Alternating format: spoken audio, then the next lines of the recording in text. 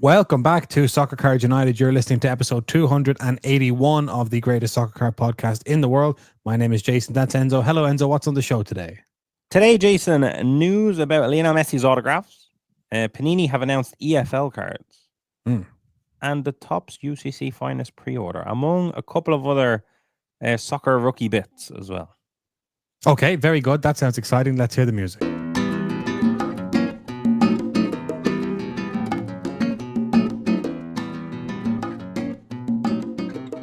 Okay, Enzo, let's start over on The Athletic, which is a New York Times owned sports media publication. And this is the second time in 2 months that they've reported on the Topps Lionel Messi autograph scenario, controversy, etc. It's been spearheaded by a reporter over there called Larry Holder. And I'll read you the headline in case you're not watching on YouTube. Topps remaking more Lionel Messi autograph cards following its own investigation. Quick first paragraph. Collectors are questioning who actually signed a growing number of Lionel Messi trading cards, authenticated autographs certified by Topps. Leading card grader Professional Sports Authenticator, aka PSA, has now refused to grade Messi autograph cards across multiple Topps sets, including one of its most expensive Topps offerings, which is UEFA Dynasty. So Enzo, basically, we know this. People have been asking us to talk about this. PSA are refusing to grade Leo Messi autographs from multiple Topps sets. Yeah, we obviously talked about it a long time ago, and then everyone forgot about it, didn't care anymore. But they cared silently, I would say, and then it happened, kind of came to a head again. I would say Dynasty set the cat amongst the pigeons, because Topps came out swinging on Dynasty and said these are all on card. It's an ultra premium set. You're looking at, kind of $4,000 to $10,000 for one of these autographs. Serious business here. It's going to be life changing. Blah blah blah. On card, real, premium. And then PSA said, maybe not real. Just to read you out a couple of things from the article, which was quite good. I recommend people read it. Over the past few months, PSA has declined to authenticate Lionel Messi cards autographed from at least the following top sets. This is just non-exhaustive list, right? So 22-23 Dynasty, 2024 Topps Chrome Sapphire MLS, 2024 Topps Chrome MLS, 2024 Topps Finest MLS, and 21-22 Topps Finest Flashbacks UEFA Champions League. So Larry Holder at The Athletic and then a few collectibles publications have been reaching out to Topps and reaching out to PSA about this, and reaching out to Messi's people as well. Nobody is responding to any request for comment. They're only talking specifically to customers on a kind of customer service channel. PSA have told multiple customers, to be perfectly clear, our authentication team is not stating that it's a forgery. They're simply not comfortable rendering an opinion on this particular signature style. In rare cases such as these, where our team opts to refrain from issuing an opinion, PSA will return the item at no charge to the customer. Right. So now Topps have said that they are going to remake their cards. So that's kind of slightly confusing. Is that an admission? Is that how can you be sure that PSA wouldn't grade that one but will grade this one? Well, what do you think here, Enzo? I didn't know, but like the remaking can only assume that they got the Messi's people and he admitted what has happened. Yeah, well, that's what you would assume, but it's kind of why would you remake it otherwise? No, I know. But Topps are not commenting on this publicly at all. They're just talking to the customers individually. So let's see, I'll just read you here. After PSA refused to authenticate an autograph on a Dynasty card pulled by David Rodriguez in Clarksville, Indiana, a Topps collector senior support manager wrote in March 28th in an email viewed by The Athletic, following our investigation, first time they referenced an investigation, we didn't, we will proceed with remakes of the Topps Dynasty Lionel Messi cards. The use of the plural cards in Topps message suggests the possibility that multiple Messi autograph cards in Dynasty could be remade. Topps produced 204 total Messi cards from 22-23 Dynasty, all of which could feature autographs from Soccer Star directly on the cards themselves. Remaking every Dynasty card in the set could impact cards with a combined value of around $1 million US. So this seems to me to be a major story that everybody is trying to make less major. Because those $1 million of cards have already been bought and sold many times. Definitely. And on top of that, Lionel Messi and his people definitely don't want the bad PR. It's kind of like, look, if you still want me to sign shit for you guys, I don't need the money. If you want me to still sign for you guys, don't make this a big deal. Yep. He's trying to get his brother a redundancy package, I would imagine. We've known about it for years. That's the reality of it. It's been very obvious for years. To call it a signature style, I think, is ignorant because it's been like consistently. It's not like, oh, in Dynasty, his signatures are all like this, and then one or two of them are like this. It was very much in this batch it looked this way, and in this batch it looked another way. Yeah, and that's all the way. 2018 Eminence, I think, had those problems as well. So, I think it seems to be a problem that it's all 2024 MLS products and Dynasty, and it seems to be a real of the time thing. I think that's what PSA are reacting to, is that it seems to be. But isn't it weird? Because now that he's in the States, you would imagine his on card, but like he's in the USA, and therefore it's easier to get on card. Mm-hmm. It's crazy that it's, if anything, this should have kind of removed that. But you mentioned that it's ignorant to call it a signature style, which is what PSA are saying. They're saying, look, we just aren't comfortable with this signature style. We're not saying it's fake. We're not saying it's not him. There's another story from the article. A man called Mike in Salem ran into a similar issue in early May when PSA wouldn't authenticate a Messi autograph on the 2024 Topps Finest MLS card. In that instance, a Topps representative pushed the blame to PSA in a transcript of an online chat between Topps and Dennis, which was viewed by The Athletic. Your man's name is Mike Dennis. The company's rep claims, recently Messi has changed. This is a Topps employee saying this in a chat, by the way, right? Yeah. Quote, recently Messi has changed the style of his autograph, which it seems PSA has not updated their standards.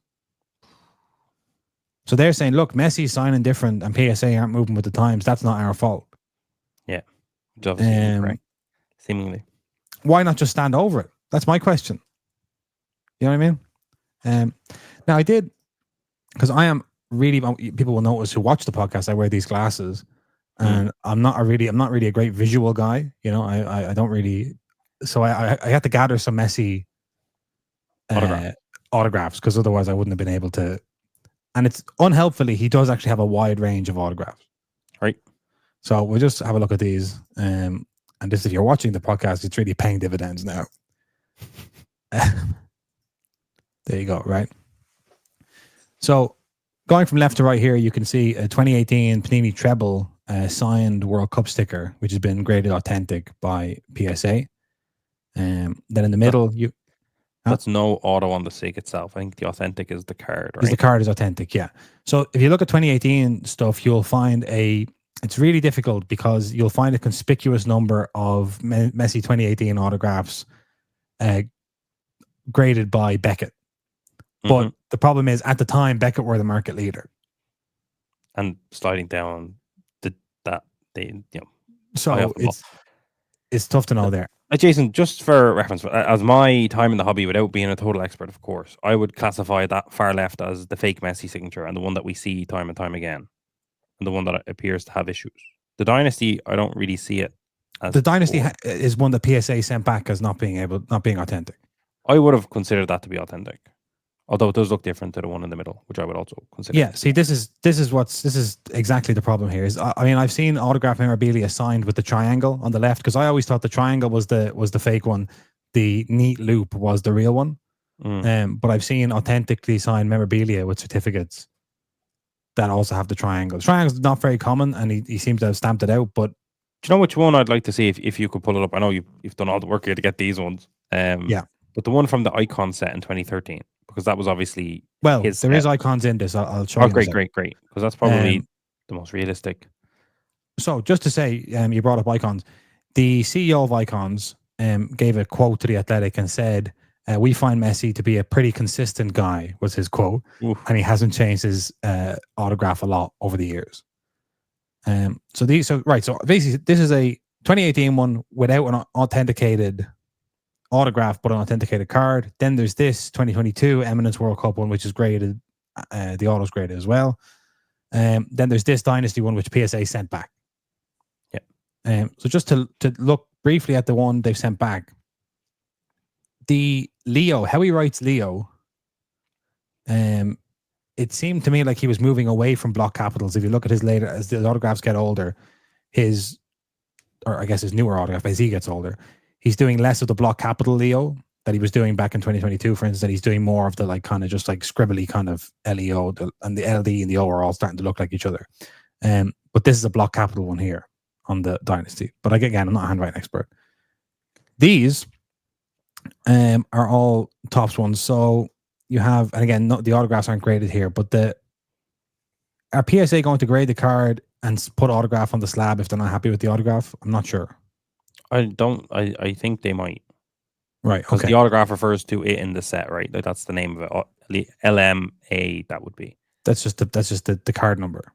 Yeah. Like if they're not authenticating the auto, I think they're ignoring it, which again I think is bizarre to do. But because I think in 2019-20, for instance, this person here, this Chrome auto, it's confusing because this person didn't get the autograph graded, but the autograph looks fine. Yeah, but people don't always grade autos. I know I'm just angry at the people who didn't grade the autos because it's making it help you here.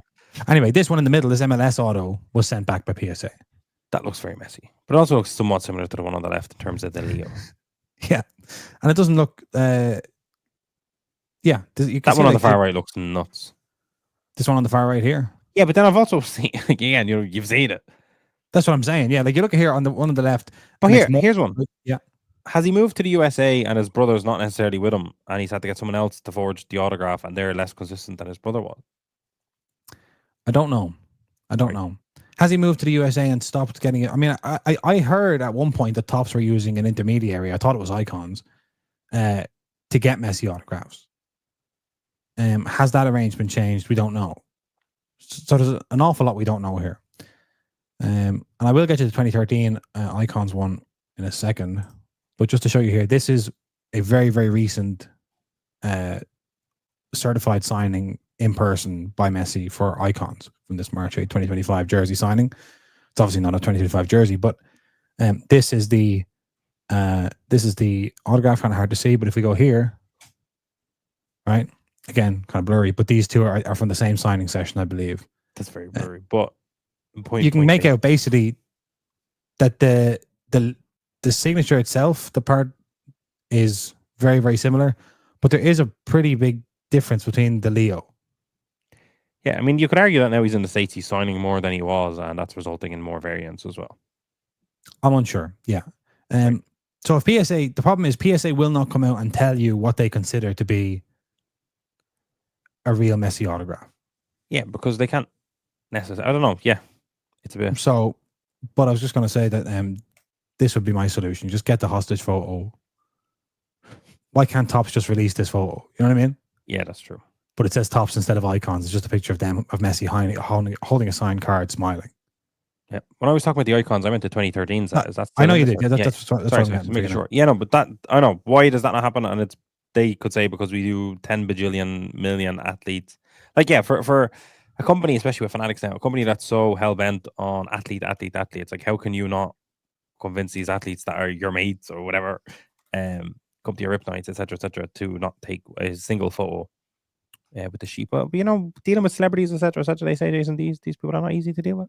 I do think what's happened is that the dynasty thing has set the cat among the pigeons, because I think to a certain extent people don't really care if half the sticker autos aren't real. If anything, people like that because it means they can kind of dismiss. Yeah, I was going to say, like, if we can kind of identify what is categorically a Messi auto and what categorically is not a Messi auto, the older Messi cards might start moving in a different way. The ones that are, positively and negatively. Yeah. But yeah, it's interesting actually to mention that, because Dynasty was the one set where we kept getting teasers on Instagram on who signed. And yet we never had that with Messi, and it's like, why not? Why would you, why would you, with all due respect, get your photos of Paul Scholes, yeah, drawing his yoke, Alex Ferguson recently, etc. But then I think of Ronaldo as well. They had Ronaldo, Brazilian Ronaldo. But then when Messi's doing it, you forget how to take a photograph. Yeah. Meanwhile, that's who you would most likely want to take the photograph. So yeah, that to me has to be, and it doesn't have to be, but I'm pretty sure that's authentic because that's from his own collection. His name is on it. Yes. And that is authentic. As I say, that's a block capitals Leo, which I think means it's an earlier autograph. I don't believe he signs Leo like that anymore. I mean, it's 2013. You don't need to think it's earlier. It's 2013, my friend. No. I mean, I think that's a way that if you didn't show me what year it was and you showed me that autograph, I'd be able to tell you it's before 2019. I think. I don't know. Right. What a card this is, by the way. That's a whole other conversation to have. And then this is the little neat loop, which also seems to be characteristic. Yes.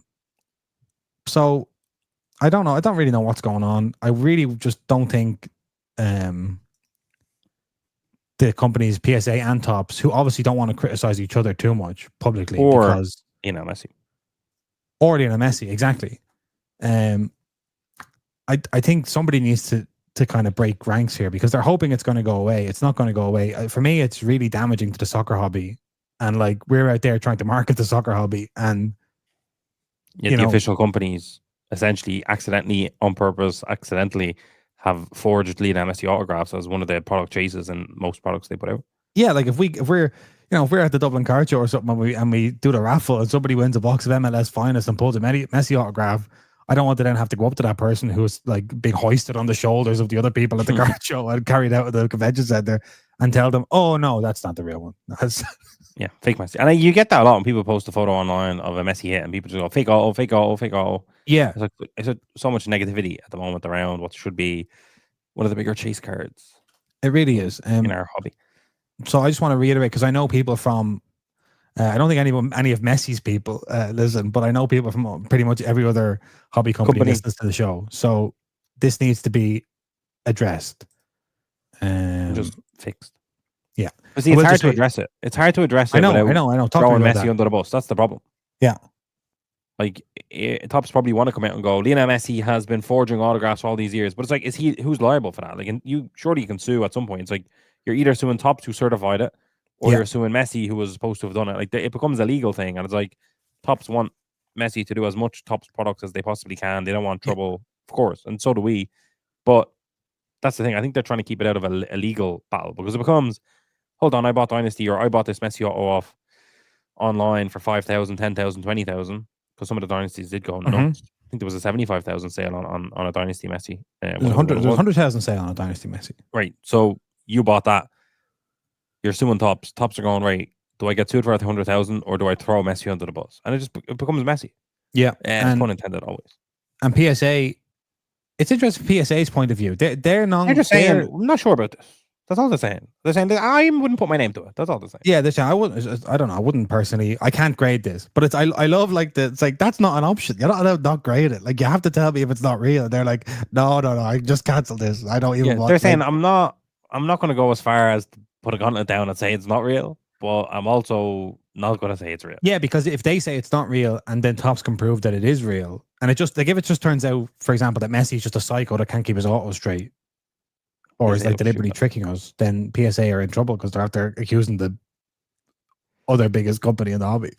But surely if they came out and said this is categorically fake, even if they fundamentally believe that to be the case with whatever systems they have in place, if this is completely fake, they almost don't want to say that publicly, because it absolutely makes Tops have to react, which they also, I'm sure, don't want. No one wants these legal battles, but ultimately we're talking about the biggest player in sports history as far as I'm concerned. You're talking about Lionel Messi. I will just read out a question that was asked by Fisker in the YouTube comments. On the Messi auto thing, how disastrous is this? What are the long-term implications? We're talking about that. Biggest name in our hobby has plenty of fake and real autos out there. People spent years before it was known collecting these fake auto cards. Serious money. Often Messi is the most expensive auto you can find. Still, I feel that this has not been exposed enough. Hate seeing the fake autos thrown around. It shows to unknowing people. Shame on Messi and the authenticators. Total discredit to fans and collectors. A problem the soccer card hobby will have to deal with for a lifetime. The bigger our hobby gets, the bigger the blemish becomes. More unsuspecting people, more unaware people. Would love to hear your thoughts on the impact. I do think that the point that I really like there is, the bigger our hobby gets, the more of a problem this becomes. It's almost like, do you know what it feels like? It's like something is wrong in the house and visitors are coming over, and it's like, can we just fix this now before other people that we don't know come in? Because it's going to be super embarrassing if they find out while they're here. I just kind of want to get this boxed off, get this sorted, and then we can all grow the hobby with a clean conscience, grow the hobby. But until then, it's like, there's been so much positive PR that this has the potential to be a hugely negative PR. It becomes like, now everyone doesn't trust any autograph. If you're from the outside, why would I join? There's Lionel Messi sold for 100,000 and it wasn't even real. Why would I spend a dime on any of that? That makes no sense. Yeah. So yes, it's a pretty big problem. This is maybe, I don't know if this is going to be relatable to people, but it reminds me of when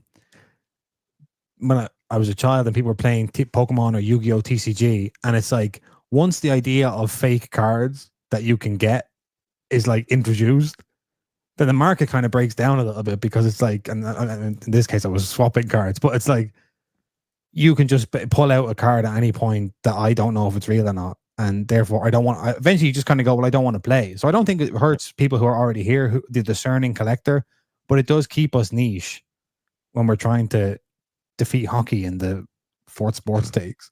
Not after Upper Deck put out the Cup. I know, the Cup, yeah. We're in big trouble. So anyway, people can write in and tell us all of the reasons why we are too angry or not angry enough. I'm sure we're going to get both pieces of feedback about this Messi thing. In the meantime, we're going to talk about Panini EFL and Topps Finest after this. Okay, Enzo. This is a big announcement here from the English Football League, the EFL, and Panini. The EFL and Panini announced new partnership. This was announced last week. I'll just read you the bit of this statement. The EFL, as for anyone who doesn't know, by the way, the EFL is the Championship, which is below the Premier League, and then League One, which is below that, and League Two, which is below that. It's 72 teams.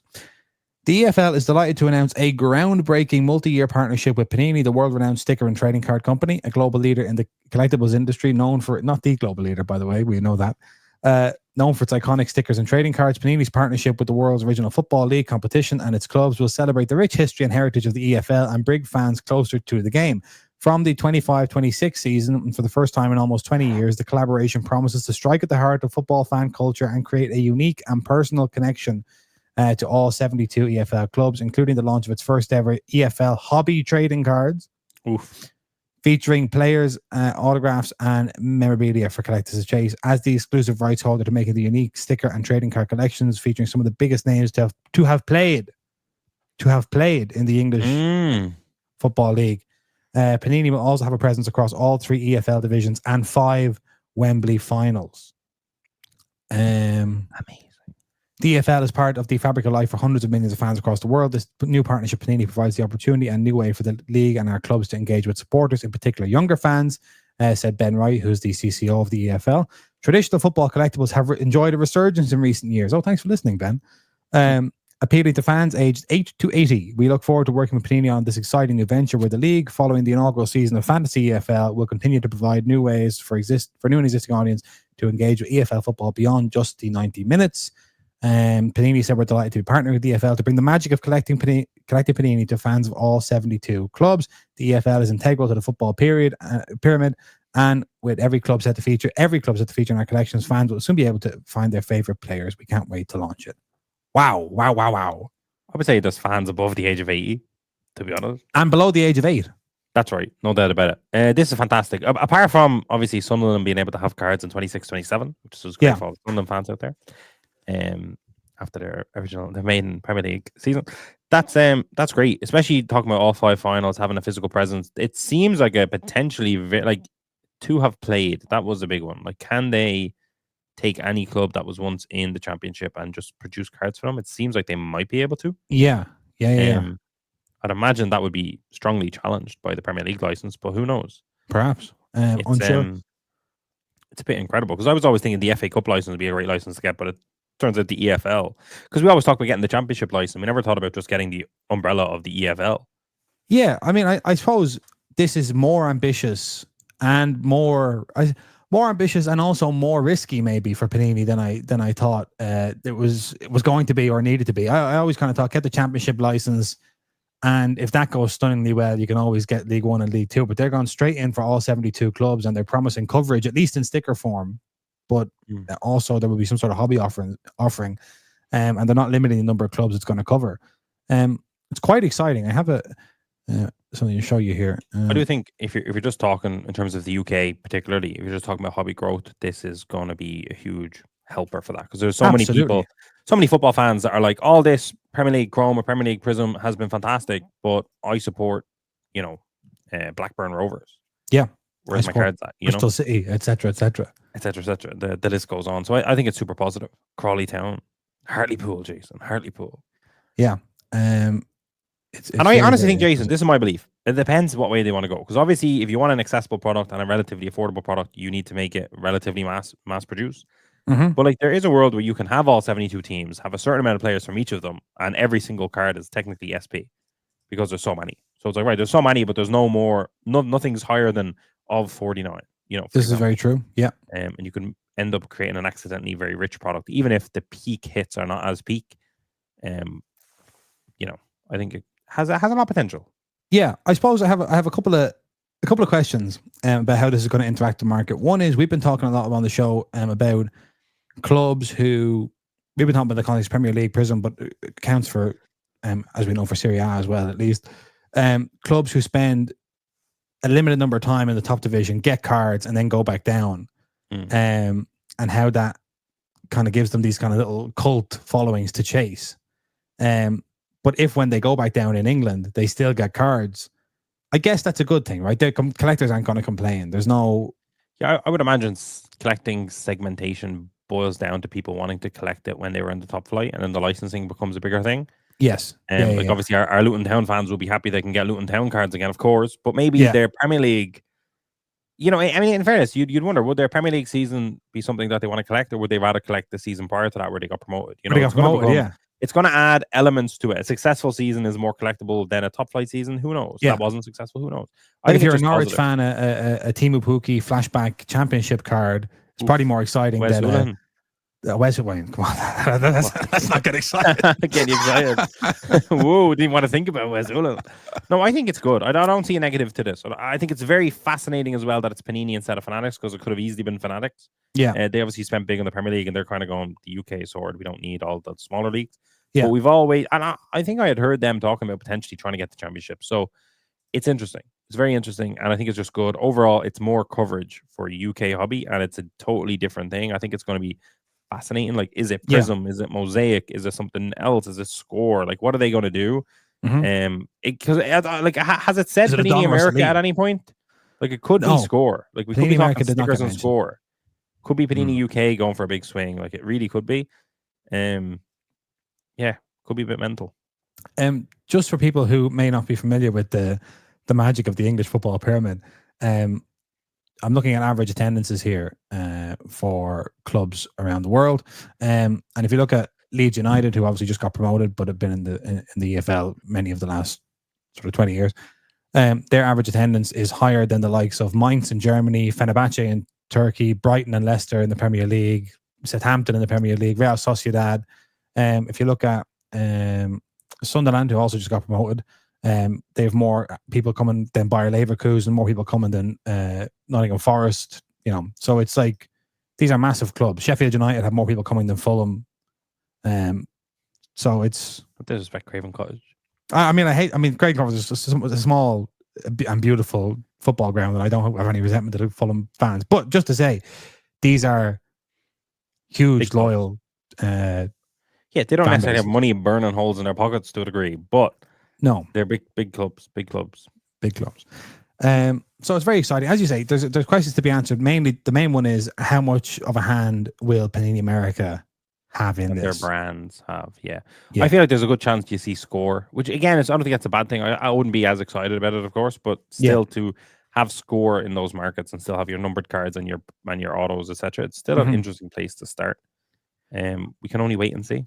Yeah, I mean, you might have like stickers, and here's one. I'll pitch this to you, right? Could Panini UK do stickers, and if they want to do an Adrenaline XL, they can do an Adrenaline XL, and then maybe hand off maybe just the championship to Panini America for Mosaic or Prism or something like that, or Flawless, an NT. Flawless championships. You know, potentially, I'm sure they can. I mean, that's something, if we're lucky enough to have a conversation with Panini America anytime soon, Jason, we can say, hey, what's your involvement in this? And if you don't have one, you better get one. Yeah. Can you fly over there and just keep an eye on what they're doing? Because I don't want, I need this to go. I don't know why. I just feel like I really want this one to go well. Please. Okay. Let's have a look on the other side of the aisle over at Topps. Yesterday, they released their 24-25 Topps Finest UCC Hobby Box pre-order. There you are. This was a controversial on the timeline, Jason. The design, extremely controversial design. Can I say I like it? It's not bad. Will PSA grade that Messi? Oh, yes or no? I mean that one they might. That one they might, Jason. Even though it looks to be like an almost abacus or a T. I don't know what like an airplane as a L. I don't know what's going on there. Yeah.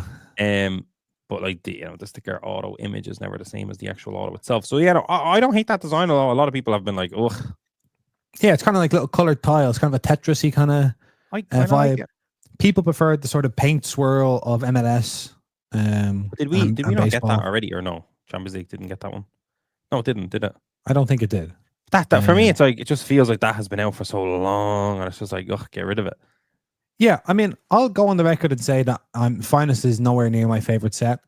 And I'm not really a fan of the designs in general. So and to me, again, we discussed how not great at visuals I am, but I didn't understand why everyone was getting so agitated. It looks to me to be generally as bad or as good as all the other Finest designs. I don't know. I just think it's a bit different, and that's kind of what I'm. I like this kind of subway tile thing here going on in this dual autograph. You know, for me, Jason, it's more so. I hate this. I hate I'm not into this kind of gamification thing. It's not my vibe. Yeah, kind of PlayStation, Game Boy game kind of vibe. But that's a great dual auto, but just not. I don't like the vibe. Yeah. But yeah, I don't know. I like it. I like the main design. I think it just looks a bit different because I'm tired of sets blending into one another. Yes. Like I hate that they take the Finest design and use the same one across sports, but at the same time, I like the uniformity of that. But I also feel like if this had been the same design as MLS and Formula One Finest and Baseball Finest, I would have just felt like, did this set come out 3 years ago? What am I looking at? I feel like I've seen this. Well, I mean, you also had the thing of they said that they were going to keep all the Chrome designs different. So, and people like that. So I was kind of like, so sorry, you wanted Chrome to all be different, but Finest to all be the same. What's the? But this could be the technical 2025. Like we'll probably see this in Formula One and other sets. I think maybe so. Yeah. So get used to it, people. This always has Finest always has weird inserts that never really match. They look terrible. I was trying to be more diplomatic, but yeah, that's exactly right. Prize footballers, taking another swing at it. Yeah, another swing and another miss. That has been bad. That has been really poorly designed. That looks better. That looks grand. Whatever. Skill set, sure. Symphony. This to me is very nearly something. Nearly. This is like I like that. I like the idea. I like this. So bad. This typeface. I like this like lettering. I've always said I want to see Mohamed Salah on a piano. Yeah, it's a little bit. Pretty sure I've seen that card before. It does not feel like last year's The Man as well, doesn't it? I like the leaning into a full kind of tie-dye thing, but it's not. I'm pretty sure I can't repeat it. I'm pretty sure I've seen this card before. And then arrivals. Here's an interesting one. How is Edric on the arrivals checklist? I thought he was a rookie. Where's he arriving from? Brazil. He's arriving on the scene, Jason. He's arriving on the scene of professional football. If I flip that card over, it says arrivals on the scene. That's right. Finest is weird. It has Finest has potential to be a lot better than it is, but at the same time, it's good. I'm into it. I would say it's not finest, but it is fine. It's a nice follow up to Chrome, I feel. Yeah, although it's not a very quick after Chrome. I felt that's true. 2 autos per box is always a nice fresher. I'm against the loss of the mini box. So I thought the mini box was good. I know you personally were heavily invested in the concept of mini boxes. I love that concept, Jesus. Finest. It was literally, it was Finest and it was Chronicles, and they just made my life happy. Yeah. Lots of rookies here. Lots of rookies that weren't in Chrome. The rookie hunters among you can get in there and find your can dig in and start finding your prospects, start finding your Desiree Doués of the world. Yeah, exactly. They've really gone for that symphony, by the way. We just thought that was Mo Salah. I didn't just think it was him, but there's 25 people on that. I love the checklist of players, and I love what they're trying to say. They're kind of incredible the orchestra to a degree, dictating tempo, etc., etc., etc. But they could have just done a better job. They never understand until they just copy all of Panini's things. They'll never get there, like Helix. take your color blast, make a helix, and just go. Look, don't worry about it. Finest Idols is a return, and that has been a positive. As much as we can, clown on some of the designs, etc., etc. Yep. Finest Idols has been really, really nice. I still never had a card in my hand. I don't think of those, Right. but they're really, really nice. The kind of metal cards. Then you have your autographs. Here's one. Have we seen Liquid Gold or whatever they called it? Liquid in soccer. Yeah. Remember there? No, I don't think we have. Yeah, the Otani.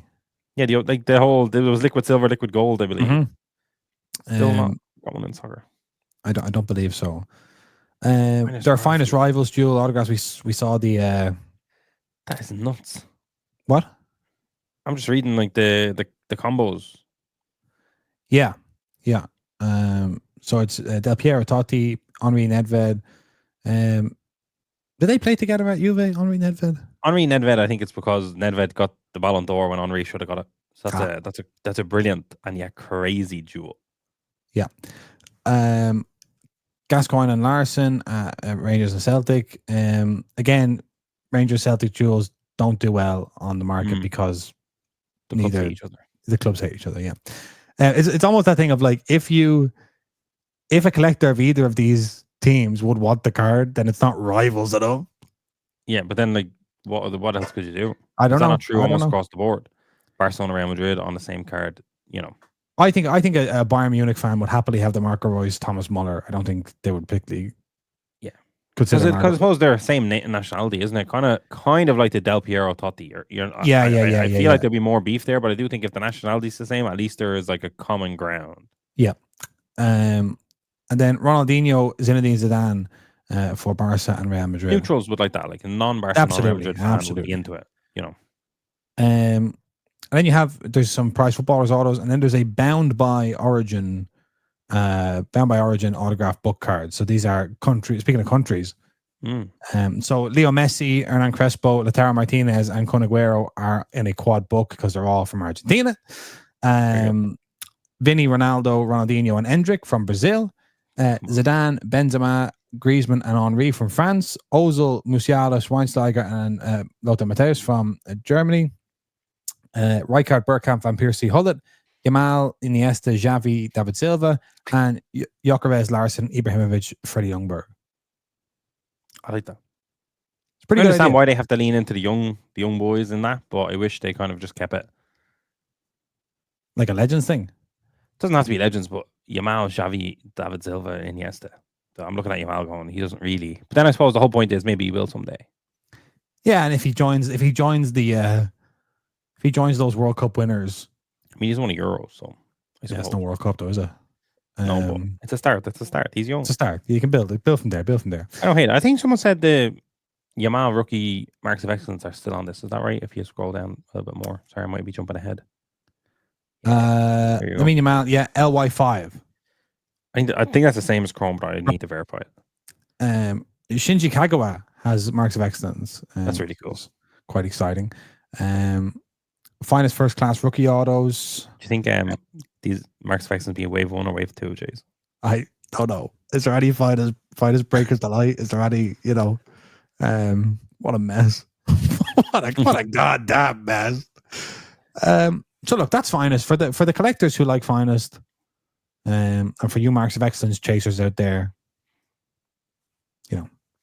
get I do think obviously when they're in product, marks of excellence has been a fantastic addition. Nice to get on-card autos in a kind of continuity set. Absolutely, yeah. It's been brilliant, but especially when you see Kagawa like that was, Jamie, like, oh, that's kind of class, isn't it? Yes, yeah. Some on-card Kagawa, like, because there's not a lot of chances to get an on-card Kagawa card, I think our enthusiasm for Kagawa marks of excellence would not be matched by a breaker who was about to pull a marks of excellence and got Kagawa, but that's why this is a podcast and they're doing a break, and it's different hats. You've done a few breaks yourself there, Jason.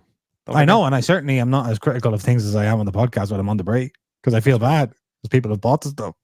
That's on the podcast. I can say what I like. Okay, then I just hope that the person in the break never listens to the podcast.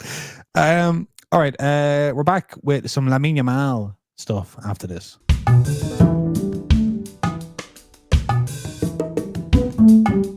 Enzo, what is going on with Lamine Yamal and his market right now? I have three potential answers to this. So for anyone that has not been tuned in or ear to the ground, his Megacracks from the third edition of Megacracks, his 108 bis Lamine Yamal Megacracks in a PSA 10 has shot up in value, and his recent sales, most recent as 2 days ago, was €8,800 for PSA 10. Prior to that, we have a 6,600. Prior to that, 6,000, 5,000, 3,000, 3,000, etc., etc. So what I believe has happened here is one of three things. Number one, a lot of new people have entered the soccer hobby, whether they're already hobby people or not, or they're just whatever, and they all said, this Lamine Yamal kid is very, very good. And for some reason, I'm going to gravitate towards his Megacracks, and I'm going to buy it, and I'm so smart, and I'm a genius, and they're all going to get burnt to a crisp in about 12 months' time. Okay? That's number one. Number two,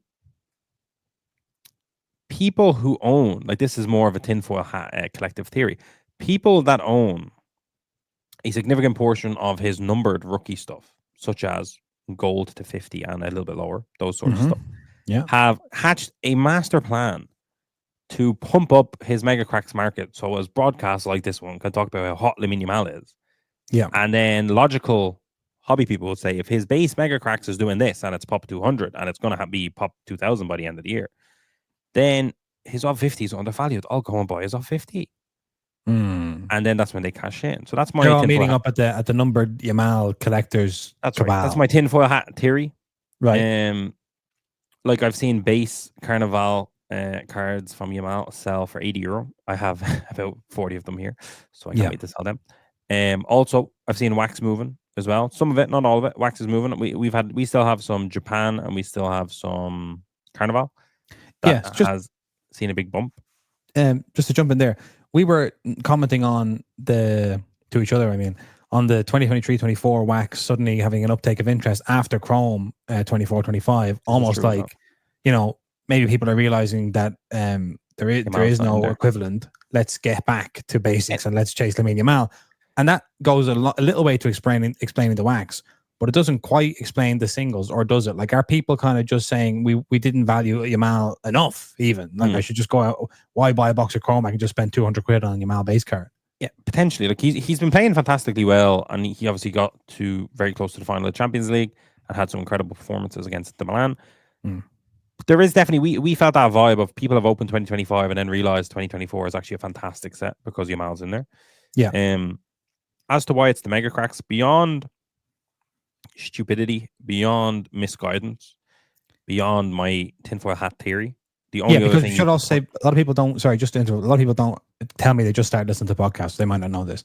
So Messi, his most valuable rookie is called the 71 bis, and that's from an update set of his Megacracks year. Yeah, so and he wasn't in the first set, right? Lamine Yamal is in the first set and in the update set. But people are identifying the update set, which there's no need to buy because he's in the first set as the one, because it sounds like the Messi rookie is presumably what's happening. Comparison to the Messi, but obviously the difference is the very key, subtle, but very key difference is when Messi was a rookie, he didn't have Topps Chrome, etc., etc. So Lamine Yamal has too many amazing cards for a Megacracks to sell for any more than €200 or €300, I would say. PSA 10, way too, and Raw are doing that at the moment. He has too many amazing cards to ever put your money there. So I'm hoping, I don't know. All I know is the people buying a PSA 10 for 5,000, 6,000, you never hear from them. That's the thing, that's where my tinfoil hat comes in. There's never anyone that we know. Like the hobby is well connected. Soccer hobby is more niche than we'd all like it to be. It's growing tremendously, and I love that. But it's still more niche than we'd like it to be. Yes. Because anytime anyone across the globe hits an AC Milan card, I get a DM. So I'm pretty sure the hobby's not as big, and/or we're big shit, Jason. But I don't think that's the case as much as we are big shit. Well, even if we just went off our own network, you're saying there's no people. No one is saying I just bought a Lamine Yamal. Oh, look, it sold for 8,000, but I only bought mine for 3,000. Look at me, I'm flying. It's like, who are the people buying it? So could it be? Maybe big retailers or big wholesalers or etc. that are potentially sitting on a lot of last year's wax. Maybe someone is sitting on 100 cases of Chrome and they say, you know what? I can spend 30, 40K on some Yamal Megacracks. It'll cause a stir everywhere. There'll be Yamal hysteria after that, and I'll start selling my wax for a premium. But I don't even think so. I just don't think that's what's going on. people have shown me that like the Yamal hype has broken into non-soccer publications. because that would kind of explain why we're not hearing about it, is because it's kind of high-end basketball or high-end NFL collectors buying in, and somebody out there is advising them that if you're going to buy Yamal, buy this stuff. But that's who is the person that would refer to the Megacracks? That's the thing that makes no sense. Because I know. The one thing that's detached from all of us. Yeah. Like, people have a hard time selling the Messi Megacracks, and that's his rookie. Do you know what I mean? It's like, what are we talking about? Yeah. What are we talking about? What are we talking about? It's it doesn't make sense. There's no logic to it. That's why tinfoil hat theory comes out, and you're kind of assuming something's going on. Yeah, I mean, this reminds me, and I know it reminded you as well of when we talked about the Cristiano Ronaldo autograph. I think it was the 7/7. I'm hoping for some enlightenment. I'm hoping for people to say, no, the reason is that the update series, they only produced 400 boxes total, and the Yamal pop will never change, and therefore it's iconic because it looks like Messi, and it's 70 and it's based, and there's all sorts of reasons. But like the pop report right now, just sorry to cut you off, is 198, and that's a 20% gem rate, because it was about 2,000 that were graded. I seen a guy in Ireland with a raw one up for 300, and I said, "Get your paper, boy." Yeah, let's do it. Yeah, absolutely. I was happy out. But and I know we have a lot of Spanish friends that love Megacracks as well, so I'm hoping that they are feasting. You're hoping everybody in Europe gets paid, basically. Yeah, I want the Europeans to get paid, but it goes against everything that has been happening in Europe and in the hobby, which is essentially like, yeah, Megacracks is lovely, and you know what? If you want to collect it because Messi kind of set it up, it became iconic because of Messi, and also Ronaldo was a Portuguese version of Megacracks as well. It's like, great. It's similar to stickers that are also base and no variants. It's like, this in a PSA 10 should have a premium compared to the raw price. It is a genuine collectible in a PSA 10. Definitely.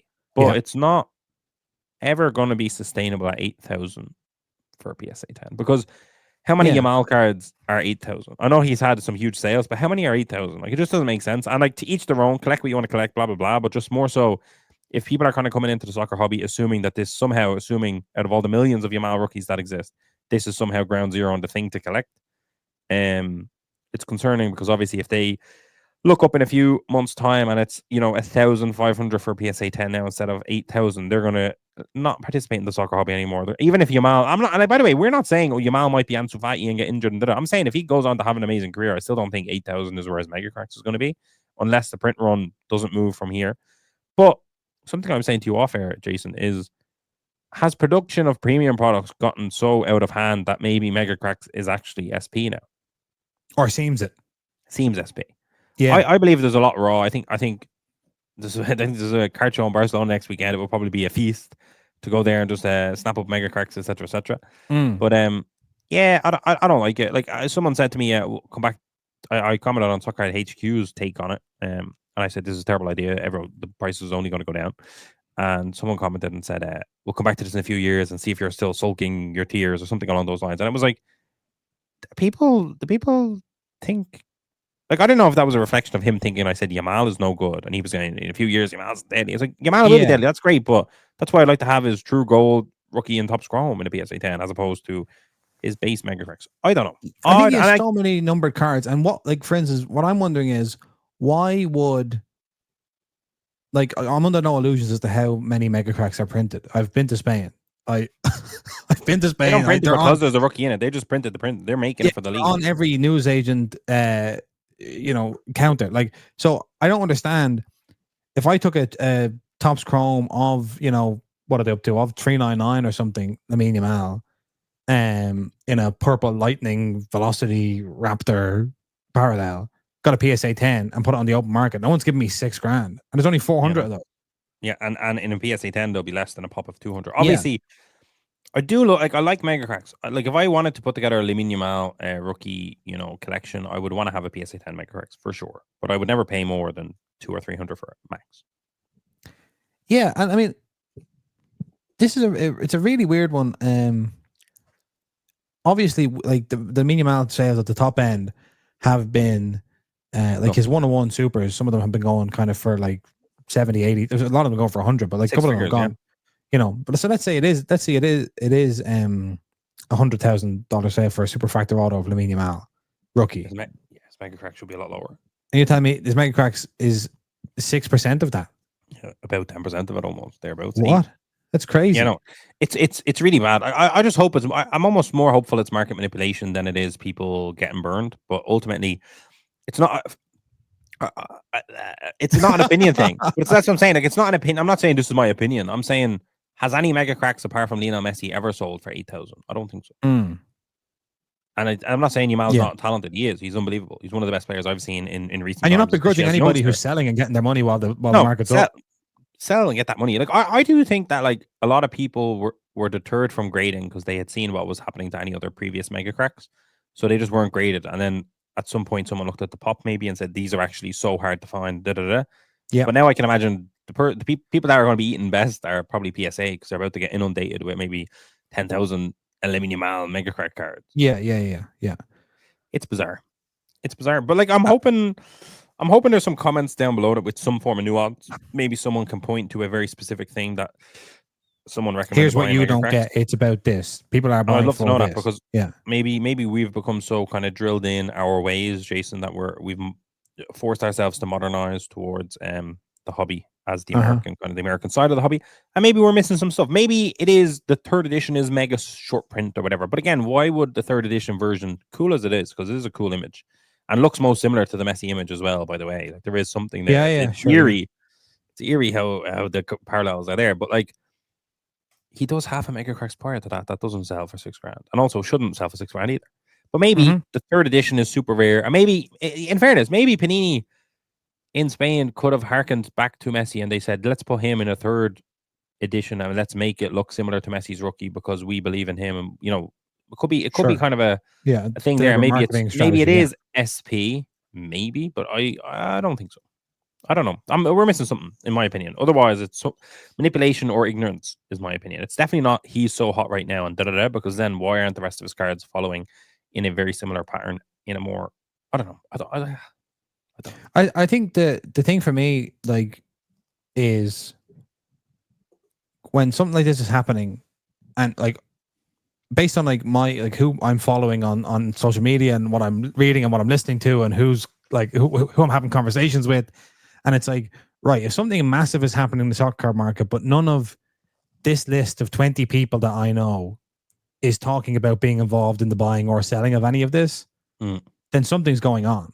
Yep. And or the hobby has grown. I would imagine if you're brand new into the hobby, maybe even, I don't know, you just, the marketing has worked and you've entered the hobby and you're going, Lamine Yamal is the guy. But I just don't know how you go from that and then end up at Megacracks. If you're, I think the only way that it can happen is if you're already in the hobby and you're new to soccer. Yeah, but this reminds me very, very strongly of COVID, people coming into soccer. When we started the pod, this has very, very strong 2020 vibes for me. That's true. In fairness, this is actually, you hit on a really good point there, because in 2020, people were gravitating towards the Salzburg stickers of Haaland, which we had hoarded, Jason. We were selling them. I was selling them for like 800 raw, and it was craziness. It was mad times. It was fantastic.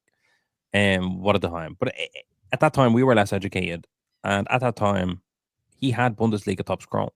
Yeah. So why wasn't the money going there? How did the money end up in the sticker? So you could be right in that regard, that people are coming across and for whatever reason they've missed. They're saying this is the true rookie. I've heard from my soccer guy that this is the true rookie, and so I'm going to put my sort of LeBron James autograph budget into Lamine Yamal Megacracks, and that's going to explode the price.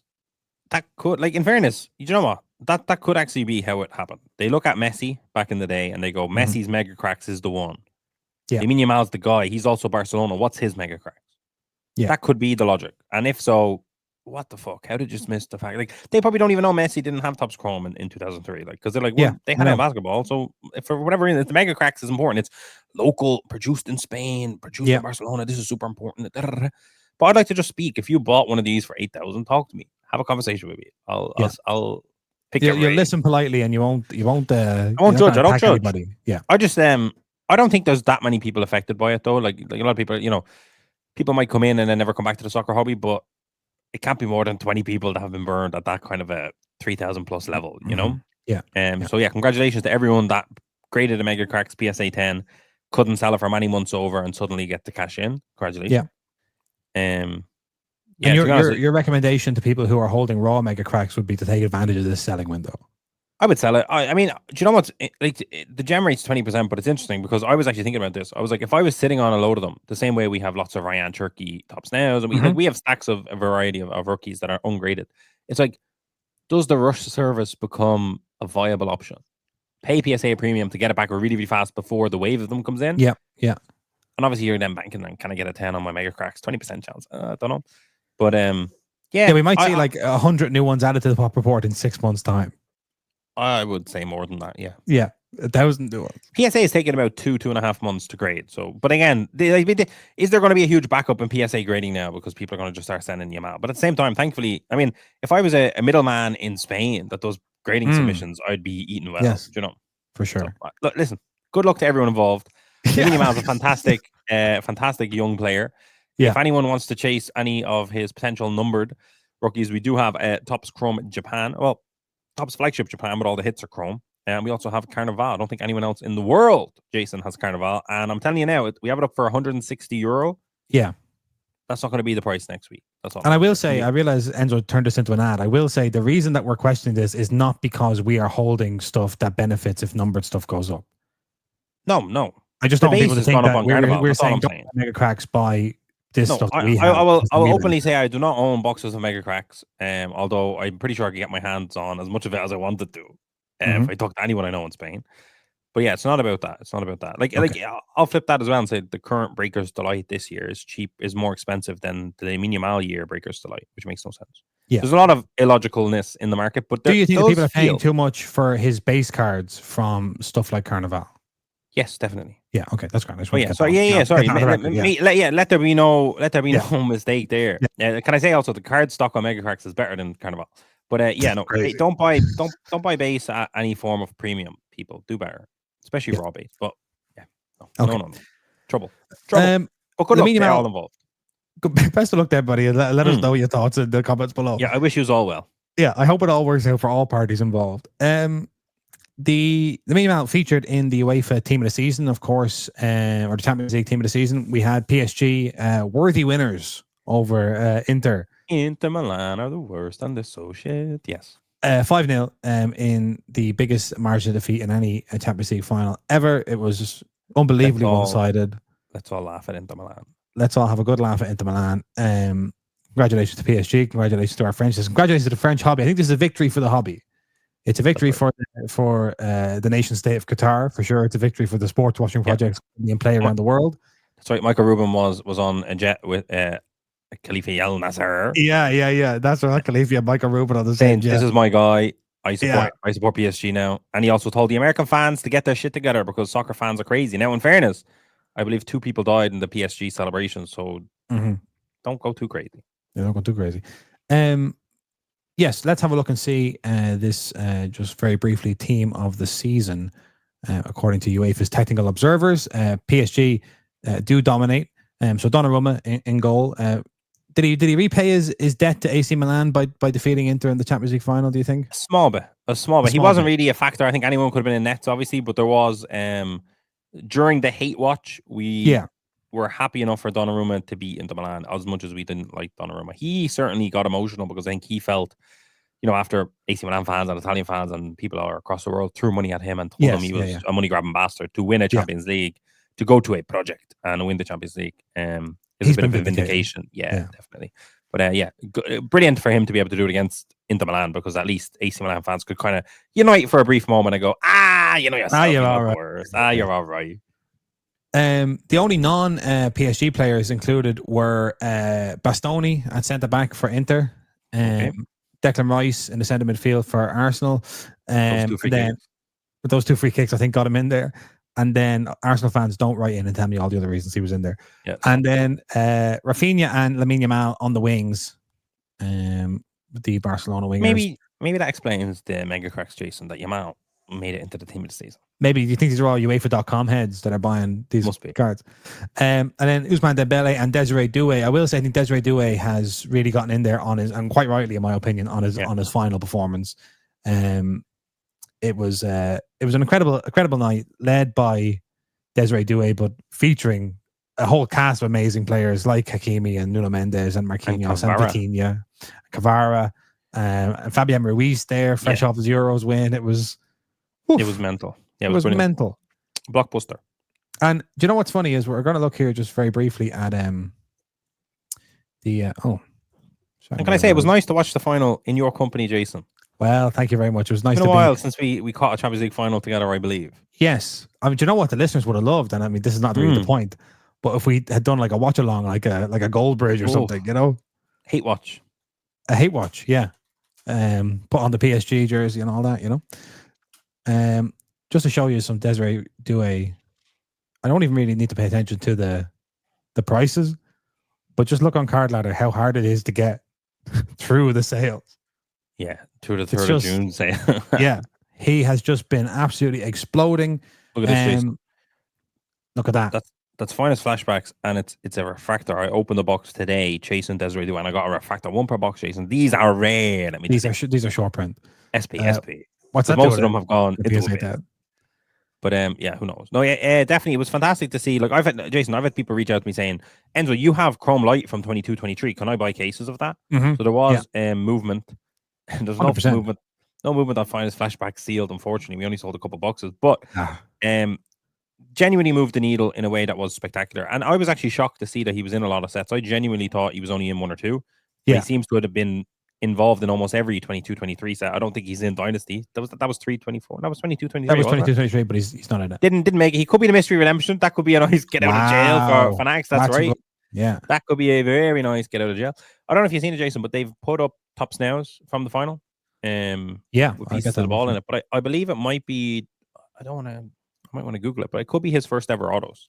I've seen, maybe I'm wrong. He didn't have rookie autos, autograph. Say again? One Futera rookie autograph, I believe. Yes, I've seen that, but I don't think he has actual autos. So licensed autographs. This is correct, with all due respect to Futera. He's got a cool autograph. He does the double D kind of. The double D, that's Marquinhos, who I'm disrespected by clicking off, but I'll be with you in a second, Marquinhos. Yeah, the very disrespectful Jason. That's brilliant. I didn't fully understand. Like it was all the match ball, but somehow different parts of the match ball related to different players. I didn't really understand that. But Desiree Doué, like again, he just doesn't have any licensed tops or Panini autographs. I don't believe. I've checked. I have not found them. I didn't check thoroughly, but I scanned eBay. They're not there. Yeah. But yeah, that's pretty cool then, isn't it? Right, like your first autograph is you winning after the performance that you had. Yeah, and I also would just like to say I don't recommend buying base cards of him. Not tops now base. I just mean base. Right. If he had a Megacracks, I wouldn't spend $8,000 on it. That's all I'm saying. Yeah, fair enough. Although his performance in the final was incredible. It was great to see as a kind of a hobby experiment, Seni Mayulu coming on and scoring for. He is a genuine Academy product. The likes of Barcola and Doué are sometimes presented as Academy products. They're not. They're tens of millions of euros worth of signings. But Seni Mayulu is a PSG Academy product. He came on, he scored, and he got a tops now and a rookie auto from that. He was already in a couple of 2024-25 sets, so congratulations to anyone who had the vision. Yeah. Luis Enrique autographs, Marquinhos autographs. Pretty strong integration here, I would say. We might even get a PSG winner set because of the PSG team license. This is true. I've liked the addition of managers. I've liked that Soccer Cards has finally decided that managers are actually interesting enough to have cards of. Like I've seen it in the Serie A Select from Panini this year. They have a manager. I think the same is true for La Liga.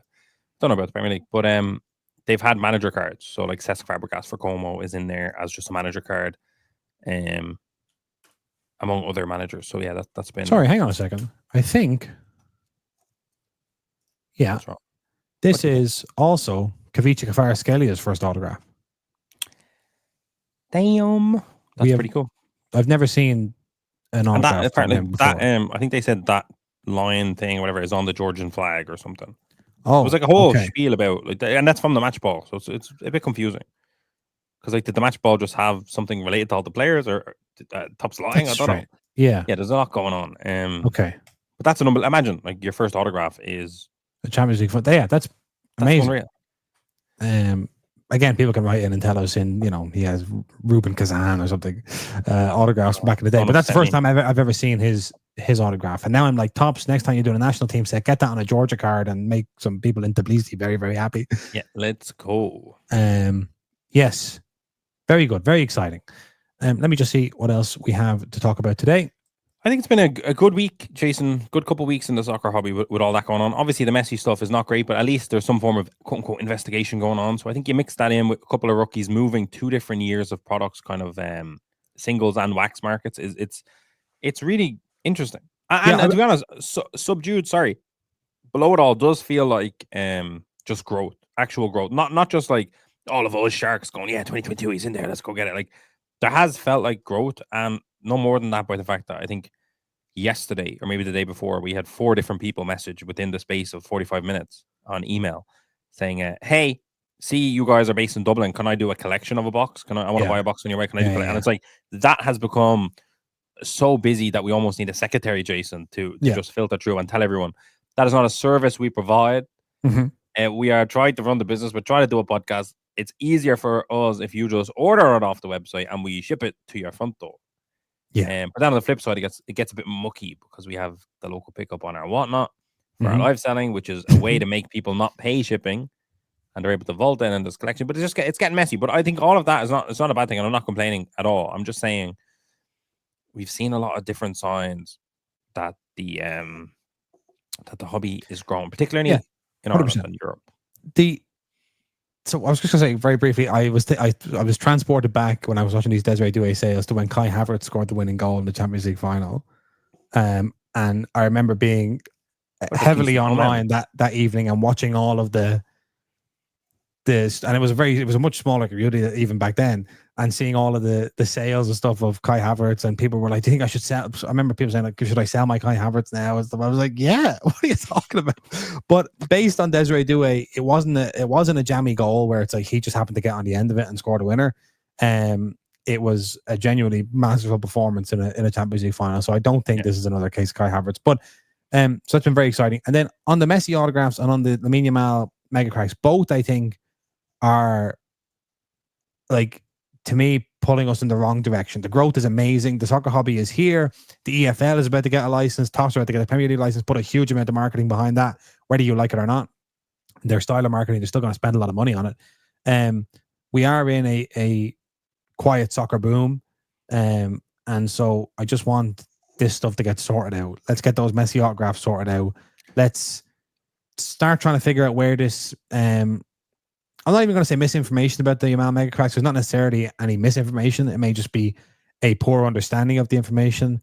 I don't know. Let's get some feelers out there and figure out what's going on. I also want to say that we were in Amsterdam. And now, gentlemen, is there any other business? For Q's Card Showcase at the weekend, and that was very fun. That's how we watched Champions League final together, because it was Saturday night, I believe. Yeah, it was. Yeah, I was going to say the Topps flagship store has Logo Factor in that actually, we didn't actually have it on the docket, but that set super fun, but it's a store exclusive. They've increased the price in store, which caused a lot of controversy. I think they're in a bit of an impossible position. Yes. But yeah, maybe that's its own. On the one hand, it's like, right, flippers are coming in and feasting the shelves to sell them. And in some cases, I heard people are selling them inside the shop, like buying it inside the shop and selling it to other collectors inside the same shop. On the one hand, it's like, you're the manufacturer, you can't be increasing the price. But on the other hand, if they were there with, like, no matter what seal wax goes up in price, they're there with A or B. And there's other shops in London and, you know, across the world, etc. Everyone seems to have someone in London that can go in and get a box for them. How does that impact other local card stops? How does that impact people that sell on eBay? How does it impact the hobby and blah blah blah? And it gets very murky. Especially, I think obviously it's easier. You're in London. There's a lot less. Like if this was in the USA, I think it would have a lot more attention, because then it's like, hold on a minute, you can't be open next to Bleecker Street, sell boxes to Bleecker, and then be undercutting Bleecker in the same thing, and then no one's going to Bleecker because you can get it cheaper in there, and it's a nicer shot. It's like an impossible position, fundamentally leading to growth in the hobby for sure. Yeah, but I do think there is I don't know. I feel like there's a bit of trouble brewing in that. Like I think the boxes went up from £90 to 110, then up to 140, which is like, that's them. It's like, it's harder to dynamically price a product like that. You know, in terms of you have to hire people for a shop, it's harder to actually do that than just to say, look, these are £90, have them at £90 till they sell out, limit it to 5 per person or whatever. Or like, sell them for whatever you want in the first place. Yeah, 100%. But it's like, Yeah, it's like start with a high price, then just put them on sale if they don't sell, kind of thing. Yes. But yeah, it's a bit confusing. I don't envy that job, is what I will say. I don't envy No, that job, certainly not. particularly from the position of being also the manufacturer. Just a hobby shop, I think it's different. I'd love to hear from a hobby shop owner, Jason, on how easy or difficult it is to kind of dynamically price wax, especially when, you know, when a box can come out that is super, super hot and doubles in value, and which doesn't happen that often anymore. Back in the day, it used to, Jason. Yeah. And it's like, if you're a shop owner, you might need that doubling in value. Is like, all of the products I've bought for the last 6 months has led to this product, and now is when I can kind of recoup losses, or I can kind of afford what I'm doing, or whatever. Yeah. And obviously the general public are kind of like, you're scalping this box. Meanwhile, they haven't bought, in that case, maybe haven't bought any of the other boxes that you've suffered throughout the year, etc., etc. So I can understand the difficulty probably as a card shop owner. I'd love to kind of hear that. But then on the flip side, if you're fanatics, it's like, that's not your experience. So what are you doing? But then on the flip side, they're like, we're following the market so as to not impact the market negatively. In that, you know, it's a weird one. We haven't been in the London store ourselves, Jason, me and you. No. But we've been hearing almost on a weekly basis all sorts of things from it. A lot of teething issues and a lot of positive and negative news. I don't envy it, but I think it is leading to the growth, Jason. I just wanted to throw that in there. I wish I could get logo factor boxes. I can't. It's very upsetting.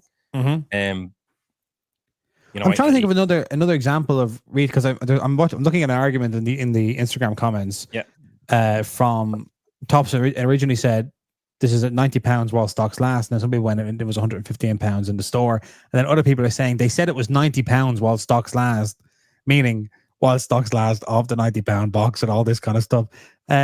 Which is extremely kind of ambiguous and all this. I'm trying to think of a similar example of a manufacturer of the. I mean, I can think of, like, you know, people who sell Pokemon and stuff doing this, like, kind of thing. The closest thing the closest thing I have to this is like event tickets. You know, and I don't even think it's like, you know, Ticketmaster own a reselling ticket website, and it's like, what's going on? Or the Oasis dynamic pricing thing. Yeah, that's the only kind of example of it I've seen. It's murky. Like everyone hates that.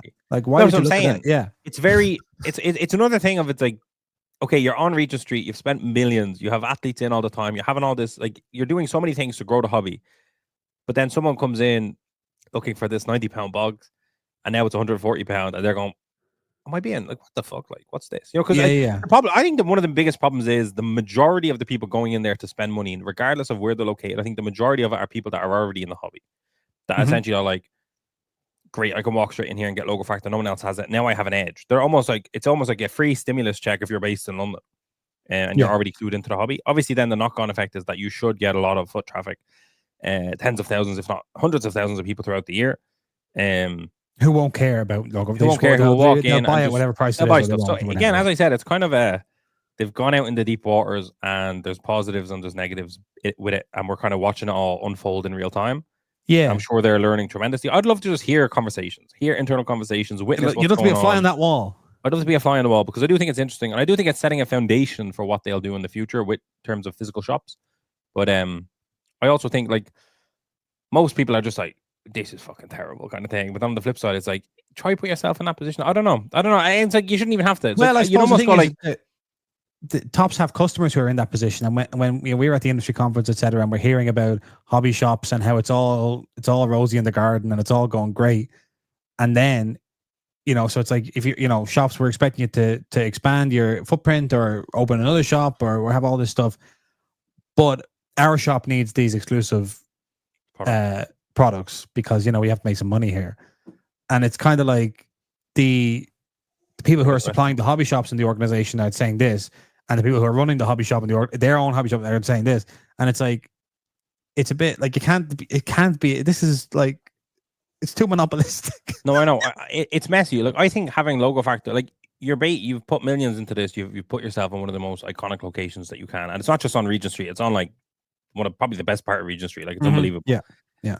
And you've also felt the need to have a store exclusive logo factor, or you've needed decades in earlier, etc. Like, various things like that. And it's like, right, then what do you think the rest of the hobby shops all over the world also probably need? It's like, it doesn't really make sense. It's like, I'm not, and, you know, they might say, well, you're not on Regent Street, so you don't need it. You know, forget about you. But it's like, it'd be great if a hobby store owner had the potential to have products that also drag people into the shop. And, like, wouldn't it be great if, like, you take the total print run of logo factor, you spread it among X hobby shops, and it's all, you instruct everyone it has to be sold at £90, and it's a driver of foot traffic in your store. for that, whatever. But But at the Enzo, flip you could side, never create. on the flip side, I'm sure if they did do that, there'd be a lot of people just selling cases of it online and stuff, and just like getting very messy. But yeah, I don't know. It's weird, but it's experimental. I've hated having people message me going, "Do you have Logo Factor? Do you have Logo Factor? Do you have Logo?" I've had people ask me to fly to London to get Logo Factor to sell to them, and I'm like, mate, no, I can't do that. Yeah, I mean, I think a lot of the stuff is perfectly explainable, except you also have Breakers Delight, which is for breakers. So it's like, so that's the exact same break. What is like, well, what if breakers Delight. just turn around and sell their cases of Breakers Delight online or to That each happens. other, or that happens? Yeah. So why not? Yeah, it's hard to know. It's fascinating because they've kind of openly, like Fanatics have kind of openly said that they would never hire their own breakers necessarily. I think they said that maybe at the conference, like people were scared we were going to hire our own breakers, and it's like, right, yeah, you didn't do that, but you did open your own shop. It's like, exactly. You've decided there's two ways of doing breakers. it. As if that, that crosses a line. That's but you guys. Like, that's your money. We'd never touch that. But you guys, the shops were coming for your neck. Yeah, it's confusing. And again, I don't necessarily I think the shop is a good thing. I'm not against the shop, if you know what I mean. I think what they've done is great in London, especially because it's going to get so many new people into the hobby. But I understand it's also like, as you said, the longer you go on, you can't keep hitting the drum of this is not a monopoly at all. Like, there's no monopoly factor here. What are you talking about? But they would say they're improving the collector experience, Jason. And it's an extremely competitive market, they would tell us as well. That's right. It's just, I don't know. It's interesting though. I've been just fascinated looking at it. We haven't been inside it yet, Jason, but it is. It seems to make news almost every week at this stage, whether it's positive or negative. But ultimately, yeah. And I can only I would almost love to be like across the road from it and just kind of witness how many people walk in, or even be like at the at the door and kind of listen to like people that kind of stumble across it, etc. But yeah, there you go. I don't know. It's happening. Like, it's a big deal over here. I don't think people fully understand that shop. How if you're listening from America, like it really is kind of a overnight cornerstone, but it's also like there's a lot of issues because like you think of Walmart, I don't think they mark up product. They just sell a SRP, and then every now and then they say it's one per person and there's fights and stuff. But like they don't go dynamically pricing this, increasing it, and they're not even the manufacturer. Like they probably would be able to do that. Smith's in Dublin, Jason. Pokemon's hard to get in there, but they never ever sell it above ORP, or at least not to the general public. It is that kind of thing of like, if you have it in your store and you think it's worth 140, sell it to your breakers or sell it to your vast online stores or your distributors. It's like, if you need, almost save yourself the blushes. Do £90 exclusive, sell it out, and then sell it to your original sales channels that you would, or put it on your website online or something. I don't know. I don't know either. It's experimental, isn't it? It is experimental. The experiments are all over the place at the moment in the hobby. Right. That's us for episode 281 of Soccer Cards United. You can find us on Whatnot doing some breaks under the name Atlantic Collectibles. Much more to come in the next few days. Yes, I've locked in myself for 6 o'clock today. I don't think this pod will be out in time, but 6 o'clock today I'm going live, Jason. Right. So find us there. Find us on soccercardsunited.com for some great deals on soccer card boxes. Unfortunately, no Lamine Yamal Megacracks, but you can find that available for thousands of euros on eBay. Yep. And yeah, there is still, I know we said this last week, I believe, but there is still news upcoming soon about the next Dublin card show. So very stay soon tuned there as well. Okay, folks, see you next week. Enzo, I'll talk to you later. See you later, Jason.